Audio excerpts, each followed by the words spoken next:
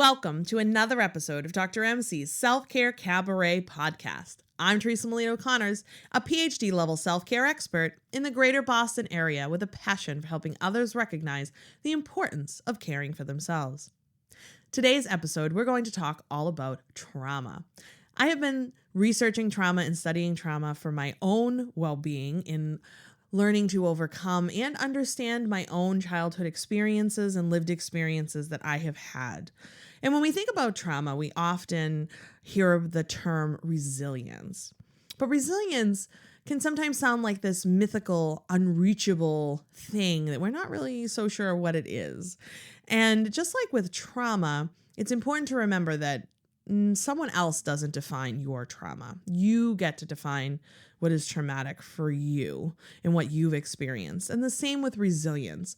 And it's important to think about and remember when we talk about resilience that it is a skill that you can build.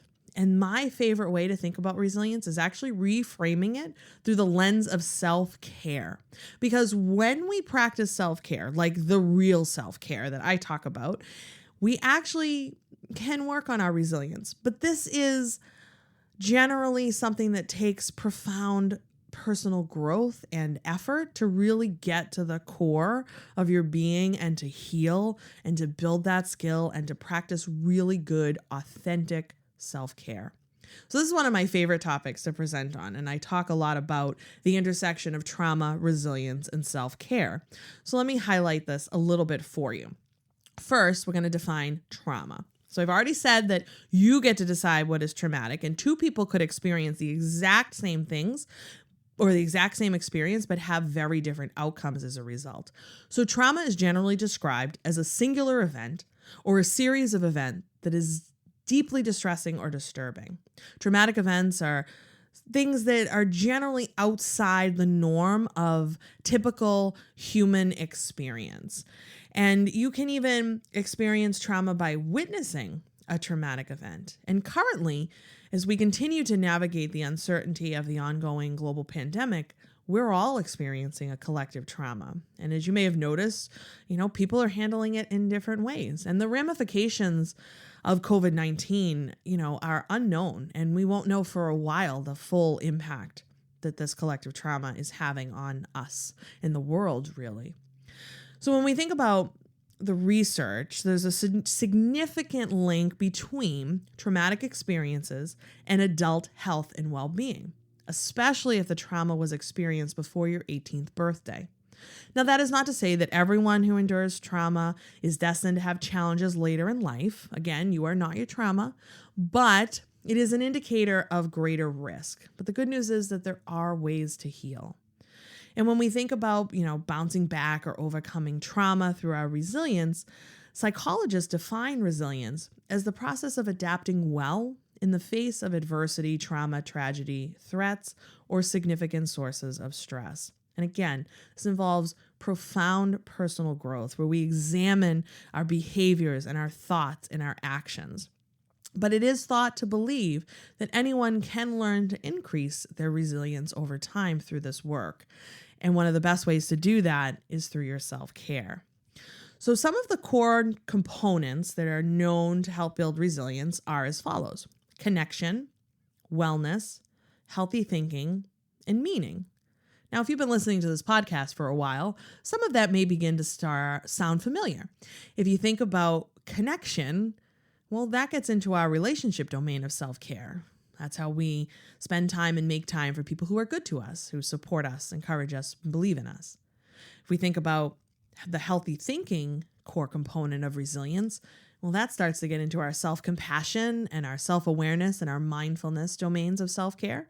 And if you've been listening to me for a while or participated in any of my workshops, you have heard me talk about the self-care domains quite a bit. And, when we think about meaning as a resilience core component, that's the spiritual domain.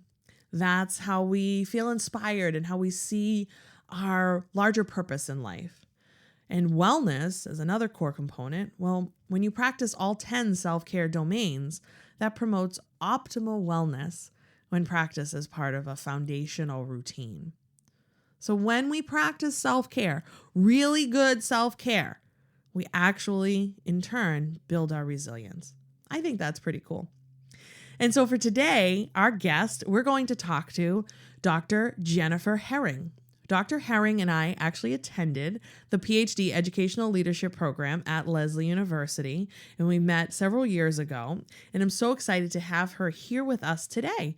As an educator who has been doing this work for about 10 years, Dr. Herring recognized the need for trauma-informed practices in and outside of schools.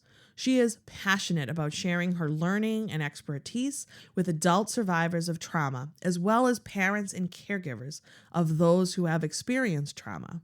And as a result of her research and her experience, she launched Herring Hope and Healing, which provides coaching to survivors of trauma and their caregivers, as well as opportunities for businesses and schools to grow their capacity in supporting the survivors they serve. I'm so thrilled to talk to Dr. Herring today.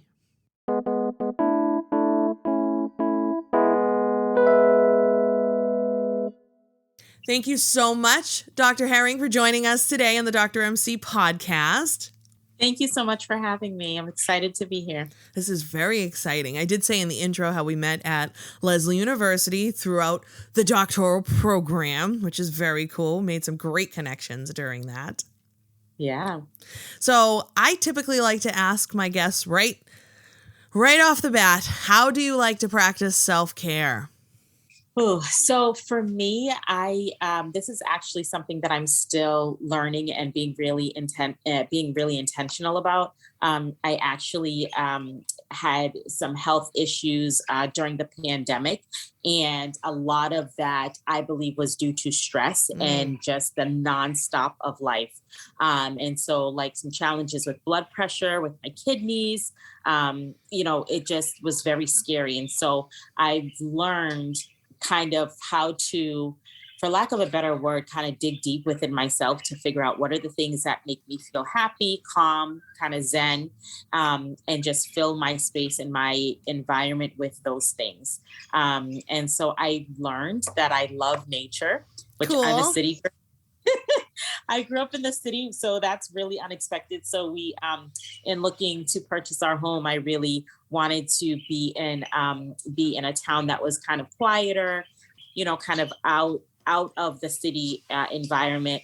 And then once we found our home, I realized I really like animals. So let's get some animals. So right now we have a couple of parakeets that you might hear in the background. I do hear some parakeets in the background. They are very talkative.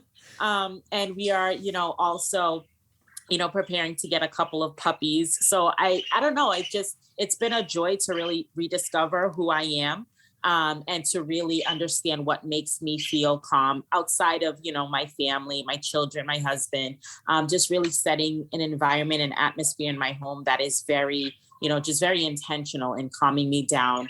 I also love to get manis and petties. Me too. I'm also a woman of faith, so I'm very involved in my church, and that keeps me grounded and centered as well. So beautiful. My goodness, you touched on several domains of self-care that are, really important. First, you talked about having some challenges with some dis-ease in the body, maybe from pushing yourself too much and not managing your self-care. So I applaud you in recognizing that and really digging deep to figure out what's going to be best for you and what makes you happy. I love that. And you talked about getting outside nature. So powerful and so healing. I'm a city girl too. And it's like, oh my God, like it's awesome. And it's just wildly underutilized. Even just a couple of minutes can be amazing. And I think, I think also another thing I forgot to mention is natural sunlight. Like I really took that for granted, especially the space where we were living in prior to moving here didn't have a lot of natural lighting. And so I really wanted to be intentional about like large windows, letting sunlight in every morning. Every morning at sunrise, it's usually me and my son that are the first to be up. And so I try to like open up the blinds and make sure like we're all getting that natural lighting. And it's really rejuvenating, and it does something to, psychologically, it really just kind of helps lift you up, especially if you're not looking forward to the work day ahead. So Facts. that's something that I've learned to value as well. Yeah, no, that's really important and great self-awareness. And of course, like mani-pedis are nice, but we know that that's not like the real meaning of self-care. But of course, like you can indulge and treat yourself. Yeah. But we really want to get more into like the things you were talking about, like your environmental domain, like what's important to you in your space. Yeah. And you talked about your faith. That's, the spiritual domain is also very important. That can look very different for different folks depending upon, what religion they practice or whatever they believe in, but that's a really important piece too, that you kind of have that domain as well. So you got it all going on, Dr. Herring. That's awesome. I love it. So now I want to shift gears a little bit, although I do see a very strong connection between self-care and trauma and resilience and all of Yeah. that. So I'm wondering though, if you can tell us a little bit about Herring, Hope, and Healing. Absolutely. So, Herring Hope and Healing is a trauma coaching business that I kind of officially built during the pandemic, but the work had already been happening kind of informally. So, what I do is I coach trauma survivors and the parents and caregivers of child survivors of trauma. And so I kind of take an educational or academic lens to the bring I bring that lens to the work. I have found that schools in particular, especially post COVID, Mm, really are still learning what it looks like to be trauma informed in their work. And I think it's underestimated how much trauma impacts learning, and how frequently you will see that in any given circumstance in a classroom, in a school district.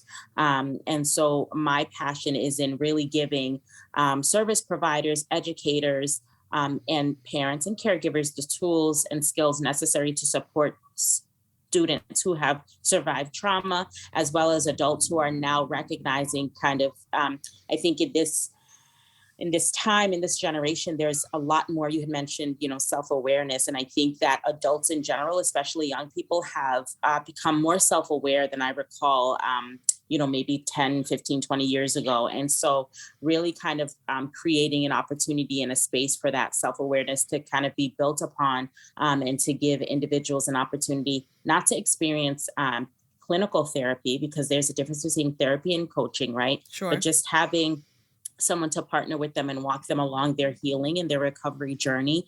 And just like identifying the things in their life that they notice are impacted by their trauma, whether positive or negative, and creating goals and action steps to reach those recovery and healing goals.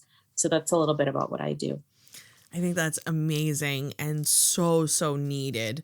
I've done a lot of workshops. I have a passion also with helping Yeah. folks kind of overcome trauma and working with that, and helping schools develop trauma sensitive practices within their classrooms, and really coming at their teaching from a trauma sensitive or trauma informed lens.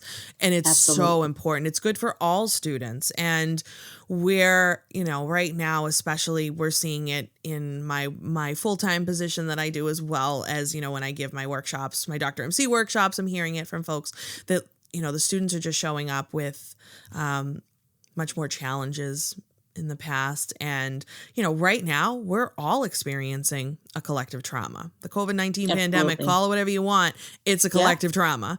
Absolutely. Everybody's nervous system is a little heightened. We're all a little, as we continue to navigate this. So this is really important work. And so I kudos to you for kind of taking this on and doing it. And I'm Thank wondering, you. you did mention the difference between coaching versus therapy. I'm wondering if you could just talk a little bit more about that for maybe some folks that aren't sure, that might be listening and interested in your work and maybe aren't sure of the differences. Yeah, absolutely. So when I think about clinical therapy, I think more of a medical model, right? Like one of so the I am connected to an association of trauma recovery coaches, and that's where my some of my training in trauma coaching comes from. And so one of the examples they use is if an individual goes to the hospital for a sudden trauma or an emergency, right? if you think about the clinical therapist as like your medical provider, right? They can tell you what you need. They might prescribe medication. They might give you a treatment plan, and they might take care of kind of a crisis situation in that moment for a period of time. Whereas if you think of your coach as like a friend or a partner, right? That person is kind of there with you long term, kind of doing life with you and kind of teasing out those challenges. And it's led by the client, right? The coaching client, and also you have a partner in life that kind of has that trauma expertise and can walk alongside you and point out the things that you may not necessarily realize that are as a result of your trauma or just based on your makeup and your intergenerational trauma, Mm. and challenges you've had in your past or your biological family members have had. So that's kind of a difference. I like to think of the clinical therapist as like the more medical, psychosocial aspect of the work. And then the trauma recovery coaching, I think of it as like the more lifestyle kind of partnering, goal setting aspect of the work. Yeah. Beautiful. Again, just really important work. And I love how you just mentioned, and just, I get so excited about this topic. I had kind of forgotten about it, but, I'm throwing you another question that wasn't Sure, originally sure. on there, but you mentioned like intergenerational, trauma, Yeah, or trauma being kind of passed down. I've also heard it referred to as the, transgenerational transmission of trauma. When we get into absolutely. like the epigenetics field and stuff like that. And I am personally fascinated by this. And I think about it all Yeah, the time in just yeah, my own healing. And I even think about, healing. And so I want you to talk a little bit about this too, but I was just thinking, when I sometimes think about the fact that I earned a PhD, that to me, I mean, that's, quite an accomplishment in general. But then when I think about women in my family that didn't have opportunities, when I think about my mom being a first generation Italian immigrant, when I think about my yeah, grandfather who was illiterate and my father who dropped out of high school, like the fact that 2 generations later, I was able to earn a PhD, just that to me is helping to work on healing that trauma. You want to talk yeah. a little bit about that, kind of your take on generational trauma? Absolutely. So, their intergenerational trauma is such a huge topic to unpack, right? But um, one of the things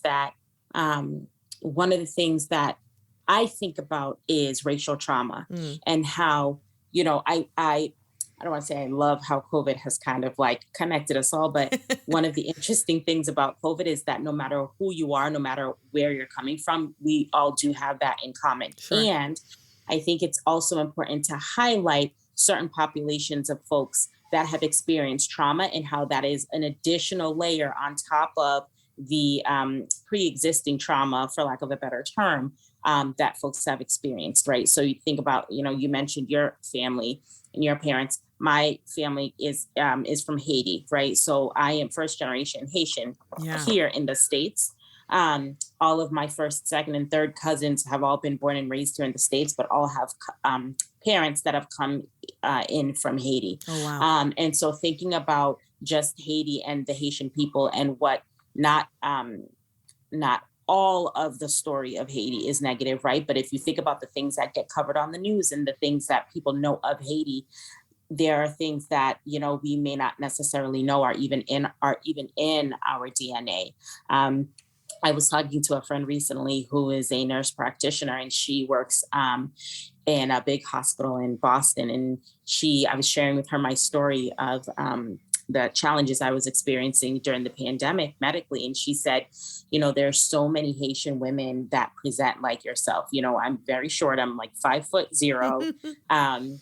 And but she said what's interesting is that among Haitian women in particular, especially those that are kind of shorter, thinner, they all have like many of the ones that she has seen have had sky high blood pressure, like stroke level, which is what I experienced. And I didn't Wow. even realize I was stroking. And they were like, no, you cannot get driven to the hospital. Your husband can just follow the ambulance. We're going to put you Oh in one my because you're literally goodness. having a stroke.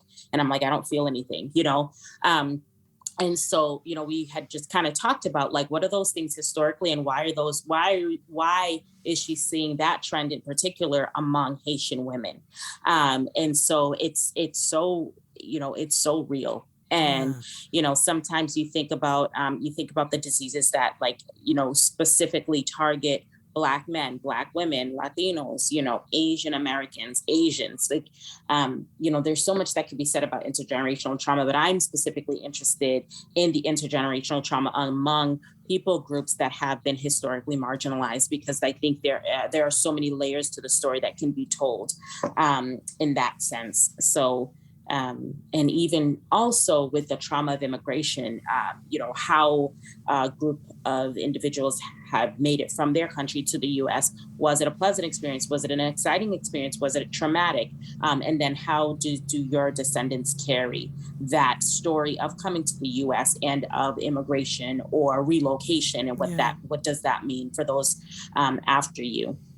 And so that's actually a big part of my dissertation work from Leslie.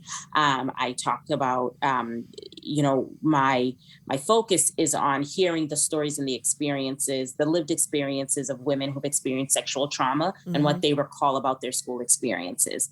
But then there was kind of a shift in my research too, where I talked about, hey, look, a lot of the women in my study talked about their biological mother and like the trauma that she carried, right?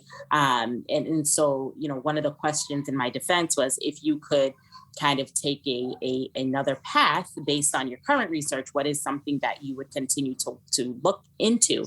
And I talked about epigenetics and intergenerational trauma, and I would love to, call the women back and maybe do a group interview Mm. and talk about the stories of their mothers, and what are their earliest memories, what do they or don't they know about their mothers, even when they were conceived in their mother's wombs. And I'm just really interested in that, because I think it makes a big impact.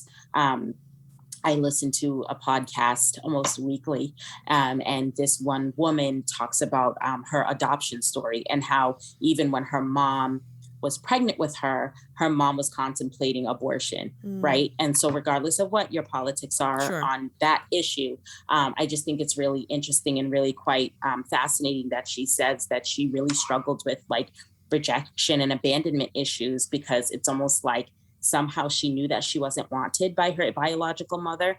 And so talking about my faith and, spirituality, I definitely believe that there are things that go beyond the physical world that we can't see or we can't touch, but we can feel. And I Yeah. think those things are just as real and significant as the things that are tangible to us. Yeah.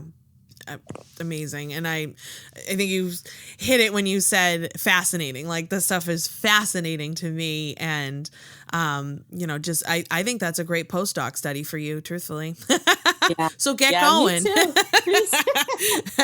For folks that don't know, Dr. Herring just finished very recently. So we're already signing her up for her postdoc work. Yep. But no, it's amazing. And really a really important, emerging area of study for sure. Yes, absolutely.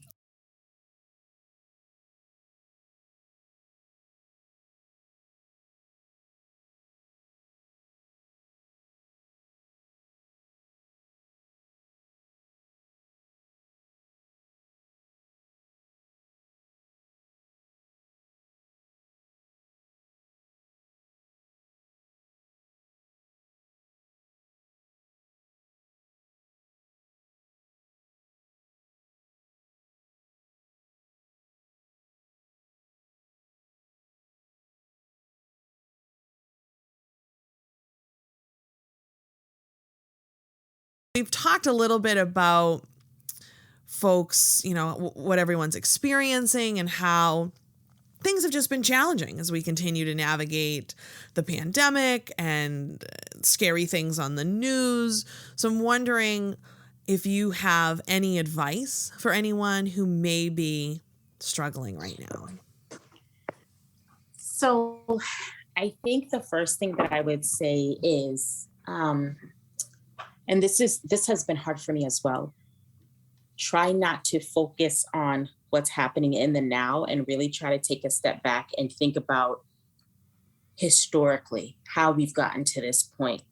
And it's very hard to remove oneself from what's physically happening presently. But Yeah. that's been something that's kind of helped me through this very trying and challenging time, is this is bigger than me. This has been happening before me. I am literally a blip in history. And, doing, the self-care things that, help you kind of stay calm and put things in perspective, whatever that may be. One of the things that I didn't mention was prayer. Like that's something that really keeps me grounded and keeps my mind from like spinning out of control. Watching the news lately it's been very hard to not feel like depressed and defeated. But just recognizing what are those things that help you feel grounded and not, kind of depersonalizing what's happening, taking care of you, your family, and taking care of others. As cheesy as it may sound, to kind of spread the love, because, we can't let what's happening right now allow us to spiral to the point where we no longer know how to take care of ourselves and those around us. Yeah, that's a really important takeaway, the depersonalization of it, because it's really hard. I mean, I'm not going to lie, I work in an elementary school, so, the recent news has been, I have found that to be particularly challenging. Not that it's ever not been, but just this one, for some reason, is hitting really hard. And it's just, that kind of though, but I'm a blip also, like in history. But having that, really being able to take that step back, that depersonalization. And you mentioned prayer. I think that's important. Just the way you described it, it sounds like it's a bit of a mindfulness technique for you. Would you say that's accurate? Yeah, I would say that it's, so speaking of the spiritual, I think sometimes it can, for some reason, it's hard to talk about the spiritual when it comes to my faith, right? Like, I think that like we talk about mindfulness, we talk about self-care, and it's almost like, and this is just my lived experience, I feel like there is such like boldness and like confidence when folks talk about it. But then when like me as a person of faith, and I know like a lot of my friends and family of faith feel like they can't really talk about their faith, so I'm just gonna say it, and I hope that's fine. But it's meditating, not for meditation's sake, but really meditating on one's relationship with God, right? And like what how your relationship with Jesus has improved or enhanced life around you. And I think that for me, it's all about love and spreading love. And I know it sounds super cliche, but I've had like strangers, people that I don't know, like come up to me, and it's like, that's kind of like, it kind of like unites you in a way. And it kind of gives like a calm and like a perspective of like, we're going to be okay. Like God's got us type of thing. And I think that, that's the only thing that I know for me that keeps me anchored, because I think without that, it's just easy to kind of slide into like a panic almost, like, what are we going to do? But it's nice to know, like I said, if people that you don't even know, like when you say, someone says something and it's like, it resonates with you. It's like, okay, it's like just a reminder of like, you're a blip, but you're not alone, right. And I think that's so important. And I think sometimes, as tough as it can be when we experience tragedy together, sometimes it kind of pushes us closer to our faith. And I think sometimes it's necessary, if I can say that. And I was listening to a report on what's been going on lately. And one of the comments that this individual was saying was like, sometimes when we try so hard to push faith and religion and God and, morals out of the picture, it becomes like, what have we done to where people just literally just are a law unto themselves, And I was like, I know this is an unpopular opinion, but I think I kind of agree. Like, it's just, it's challenging and it's tough, but I pray, my hope is that this kind of brings us closer to a more positive direction, right? As a society, as a community, because right now, like, black, white, no matter who you are, people are like legitimately scared to go to school. Teachers have legit quit on the spot. Yep. And it's like, what is happening, And I was walking by a colleague the other day and I asked her how she was doing, and she looked at me kind of shocked. So she's white. And she's like, why are you asking me how I'm doing? I'm like, you're human. Like, I get, like, oh goodness. It's not, you're impacted too. Yeah. And it just like kind of like felt like, oh my gosh. She was like, it's almost like she was feeling like relieved that she was asked how she was doing, because it's almost like because of the racial aspects of what's happening, we've had a hyper focus on how it's happening, how it's impacting people racially. And we're forgetting that everyone is impacted. Right. Like teachers of all races are quitting the school system. Teachers and students of all races are afraid to go to school. So I think that's also really important to recognize as well. Yeah, for sure. We're going to switch gears and talk about resilience. So we've talked a lot about trauma but we also know that trauma doesn't define us. And we know that the skill of resilience is something that can be cultivated and built upon over time. So I'm wondering, like, what's your definition of resilience and your thoughts on resilience? Oh, resilience. I don't know. I think that, you open up a can of worms. I think people talk about resilience with this assumption that people just kind of bounce back. The reason why I pause is because I had some struggles like towards the end of my doctoral studies, because I got, when you send in the manuscript, you think you're done and you get it kicked back and you're like, oh, I'm not done yet. So one of the things that I do remember that trauma. That trauma, right.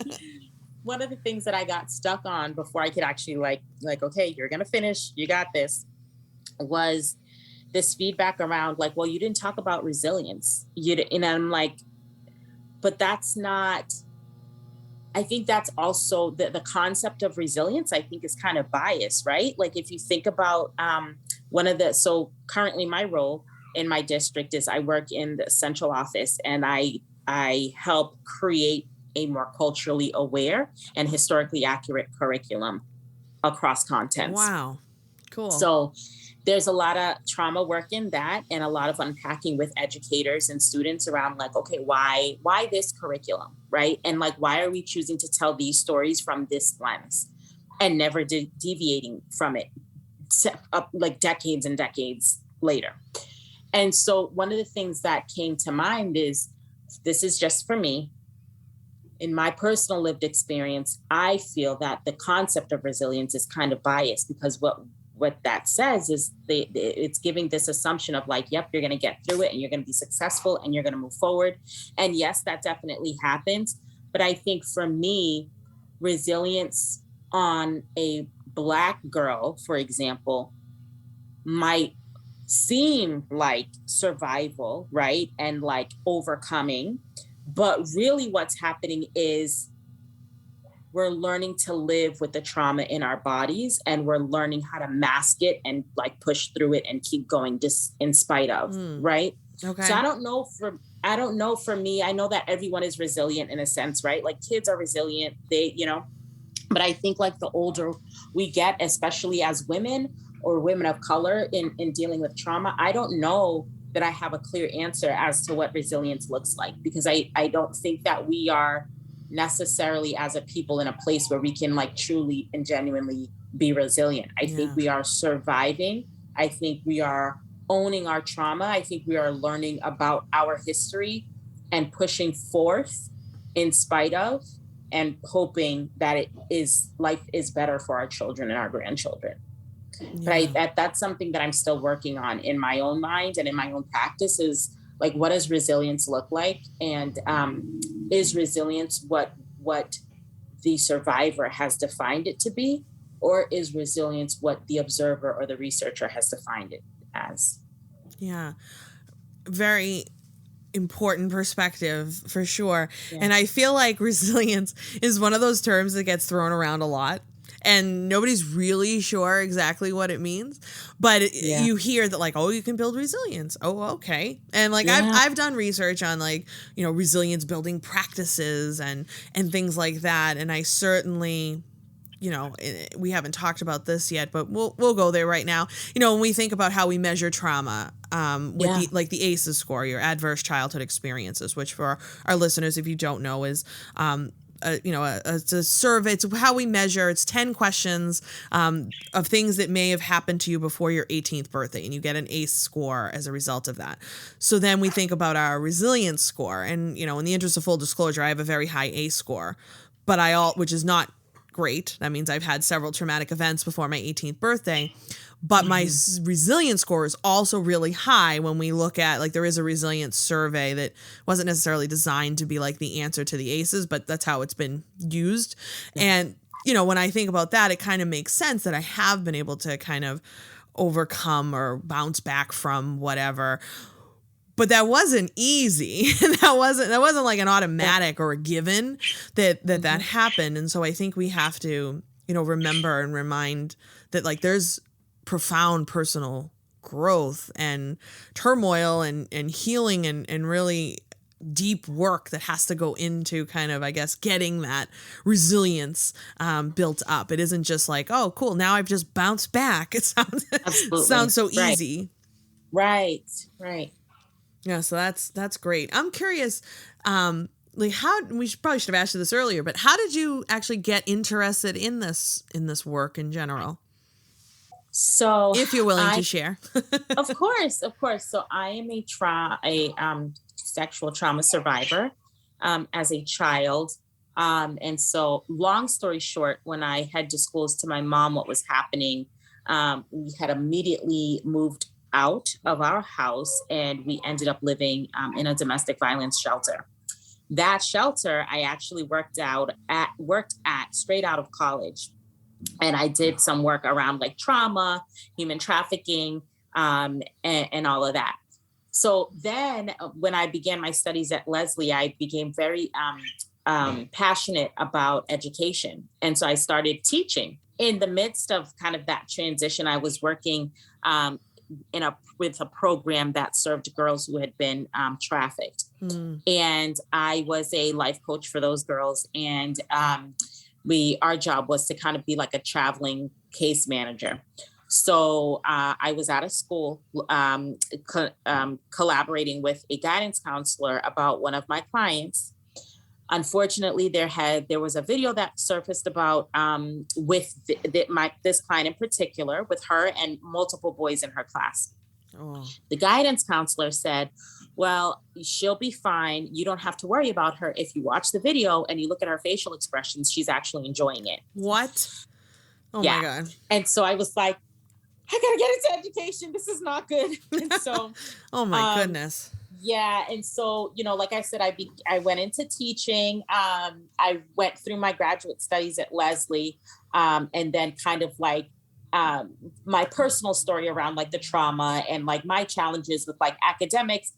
It was difficult because I think people assumed I was a straight A student all throughout school. I wasn't. I really struggled, but I was compliant. I was well behaved. My mom was, like, super strict Haitian woman. Like, if your grades were struggling, as long as you don't misbehave in school and, like, nobody has an issue with you in school, like, you're fine. Right. And so, like, I think a lot of it was, my combined experience between my work in the shelters and the youth programs, my personal experience and my academic experience, and really kind of merging the need for trauma coaching and, like, cohesive educational supports and services.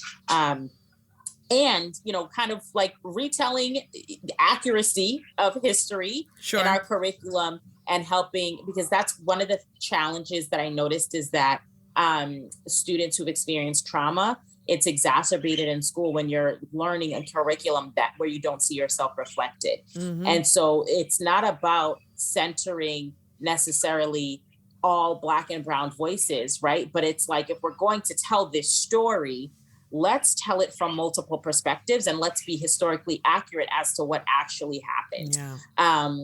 And so that is the perspective that I bring, and that's where my passion comes from. I never wanted to feel like I had to let go of my work in education for the sake of trauma and be like a clinician, but I also did not want to forsake that aspect of the trauma work for just academics. So that's my work now, is kind of bringing those two worlds together, empowering educators, empowering survivors, and really kind of working alongside folks in that work. Yeah. No, really important. And thank you for Yeah, absolutely. that. Cause I think you know, I think these are the things that make us who we are and how Yeah, we, when we're kind of destined to want to help other people and be kind of programmed to be those guiding lights that we can, like absolutely. I love sharing and like, I'll be painfully open to people and tell there's things they don't even want to know. Yeah, me too. Just cause I'm like, well, there's no sense. Like I'm not gonna not share my story when it could Yeah, help someone else, because absolutely. why would I withhold that information if I could help someone? And I know that that took a long time to get there and be willing to talk about, certainly, but Yeah, now it's powerful. And it also, I mean, I don't know if you feel like this, but it continues to help me heal as well. So definitely. it's kind of Yeah. cathartic in a way, when we are open and willing to be vulnerable. So, Mhm. thank you for the work that you're doing. Thank So, you. last but certainly not least, I want to know where folks can find you. So, if you want to give us Yes. all your info and how we can connect with you. Absolutely. So you can find me at Herring, Hope, and Healing, all one word, Herring, Hope, and Healing at gmail.com. It's Herring like the fish, Hope, and Healing at gmail.com. My website is hhhhub.com. So Herring, Hope, and Healing, three H's plus a fourth H, ub.com. Awesome. And that's the website. So, yeah. Great. And we'll make sure that all that's in the episode notes and links and whatnot so folks know how to connect with you, because this is important. Important work. Yeah. We'll maybe throw some other resources in there as well for folks to be able to connect with you. And yeah, thank you so much, Dr. Herring, for being with Thank us you today so on the much. podcast. Thank you for having me.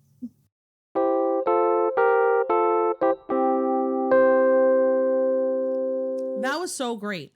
There was so much really good information shared during our conversation. And when we talk about trauma and resilience, there's just so much to unpack and multiple perspectives to consider. And remember, as I always say, trauma does not define you, nor can someone else tell you what is or is not traumatic. I will say Dr. Herring really got me thinking about the idea of resilience. I'm going to dig a little bit deeper into the research of resilience and really who gets to define that. As Dr. Herring said, the victim or the observer.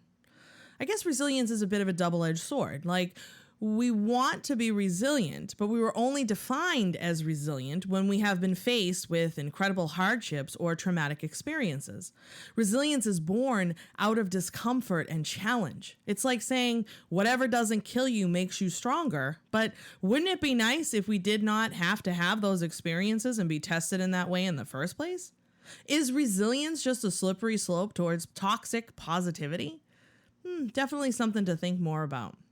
The work Dr. Herring is doing is very, very important, and it was so great to chat with her today. Thanks for listening to this episode. New episodes drop bi-weekly on Wednesdays. Remember to subscribe and rate this podcast on your preferred player. The ratings help us grow and share the message of self-care. If you have comments, suggestions, or questions, reach out directly by emailing podcast@drmcselfcare.com. That's drmcselfcare.com.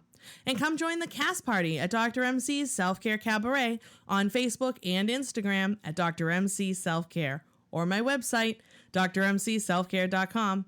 Be sure to like, subscribe, and love me across all my social media platforms for the most up-to-date information on self-care. See you next time. Stay well and do good.